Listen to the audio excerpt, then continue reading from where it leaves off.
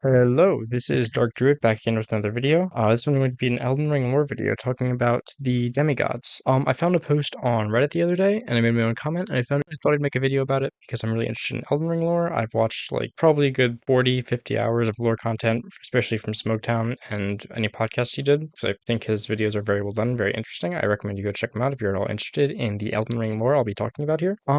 Yeah, so without any further ado, let's just get into it. My list is a little bit strange compared to the other ones I saw, but yeah, as I said, I've watched a lot of videos, so I think I have a pretty good handling. So yeah, without further ado, I'll get into it. Enjoy. At the bottom of the list, we have Rykard. He began as a symbol of rebellion, but that's not even very present in the game. He's mostly just kind of shown in the game as just pretty much a symbol of evil. He's really shown to be power hungry. He's a serpent, which in the Erd tree is very wrong, as we see with how Mesmer hates himself, how his mother treated him. That's all later in the list, though. And that's part of why he's so hated in the lore. But let's look at it as an outsider. He is just power hungry, and while many others have something to back up their claims, in the game he's not even really shown to have any reason besides just power hungry anymore. There's some references like the blasphemous blade when he's against the gods, or now let's devour the gods together, but yeah, not anymore, really. He doesn't really have any of that left in him, and it seems like he's just hungry for power in the state we see in the game. Then next up we have Godric, who I would argue is almost the same character as Rykard, as we see both kind of are only driven by their lust for power, which is a common theme among the demigods, but many have a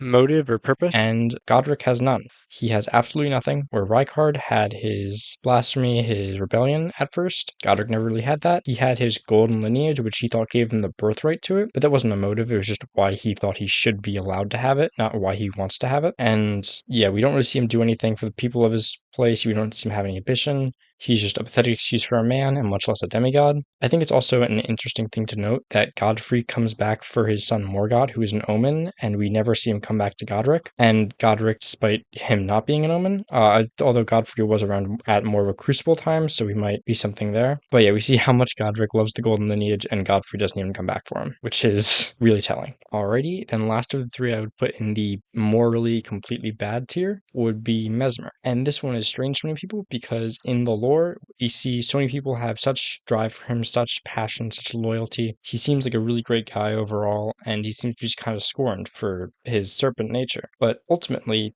he did still enact a genocide. Do I need to say anything else? I mean, he was motivated to do it by his mother. His mother told him to do it, but that's no excuse. You committed genocide. He committed genocide, it's like there's really not much escaping that. So despite his good nature, I'm still gonna put him in the evil tier because of that. Yeah, so he's still in the evil tier, despite being what seems to be a good guy. And that's the only reason he's ahead of the other two, despite him doing much worse things, is because he seems to be a more likable person.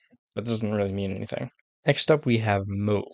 And Moog is kind of a weird one to place because he worships a blood god, but besides that, he doesn't seem to be that bad of a guy. He was charmed by Mikola, but ultimately he didn't seem to really be evil by his nature. It seems to just be he was born connected to the blood god, the Formless Mother, because we see that Morgoth also uses Formless Mother powers, likely meaning that both of them are connected to the Formless Mother, and that could be why they're both omens, because we see a lot of people are cursed at birth, including Melania and Mikola. And it was likely the Formless Mother that cursed these two. And we see Morgoth. He went to protecting what decided to screw him and kill all his brethren and put him in cages as a child, but Moog just fought for his nature because it's what he believed in more, which is a fair decision in my opinion. So that's why he's in neutral. But the reason that he's at the bottom of neutral is because he still worships a blood god, and while he is very accepting to all and allows a lot of people in his dynasty, he still it's very bad for people in his dynasty. It still hurts like a lot of people. We see the state of all the followers are not very good, and that's why he's at the bottom of neutral. Alrighty, this is one I have much lower on the list than most other people, and that is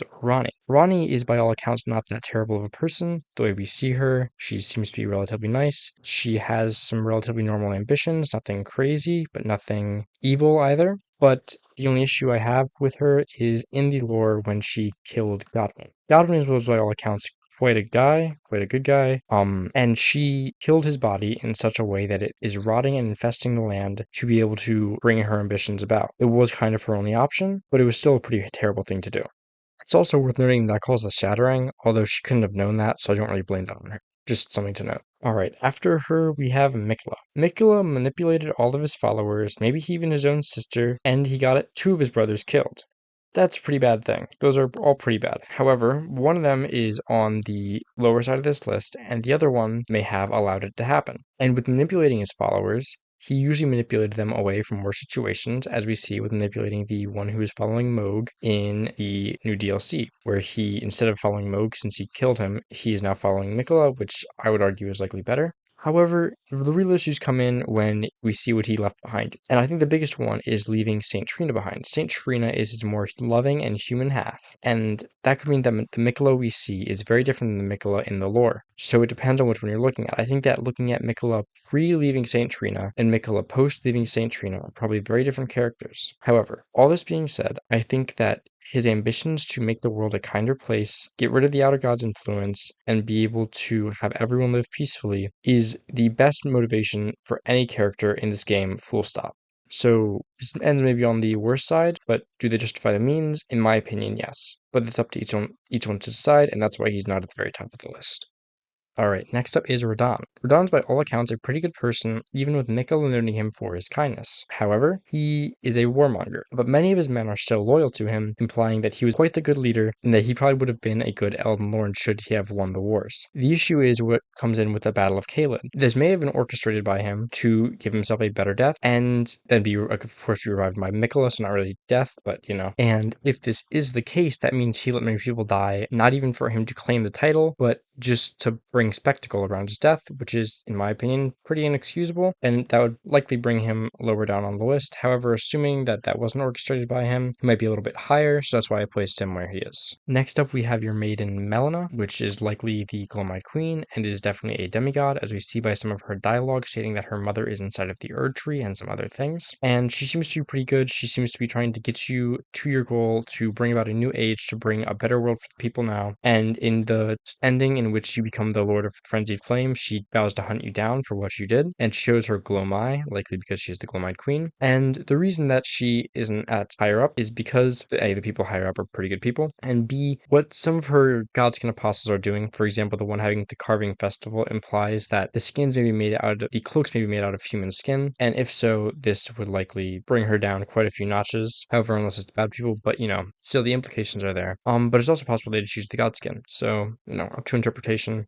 Ultimately, she's difficult to place because of the lack of confirmation on anything in the lore and the lack of knowledge about the Glomite Queen, so I'm going to put her here, pretty much at the top of the neutral tier or the bottom of good. Next up, we have Melania. She is a relatively simple character in terms of morality. She's trying to tame the Scarlet Rot within her whole life, only for that to fail in both her battle against Radahn and then her battle against us. She's shown to be very loyal to her brother, and she seems to be quite a good person overall, which is why she's here. She doesn't really seem doing anything terrible, except for maybe the Battle of Caelid, but that doesn't really seem to be all her fault, as that's either Miquella's or Radahn's fault, or both of theirs, and she kind of just seems to be a pawn in their game. Then we have Godwyn. Very little about him in the lore, but he seems to be a good guy by all accounts, and he was able to make peace with the dragons and become friends with them, and overall he doesn't seem like a bad person. The only notch on his legacy is, again, what Ranni did to him, and how he's now the Prince of Death spreading across the lands, but that is in no way his fault. Then, to top this list off, we have Morgott. Morgott is pretty much the opposite of Mohg in all ways. He fights against his nature and tries to protect his people, despite if the people knew what he was, they would hate him. There's even actually a quest about it, where there's a guy who kills omens, and he goes to meet Morgott as, like, you know, a reward after you and him helped kill all the omens,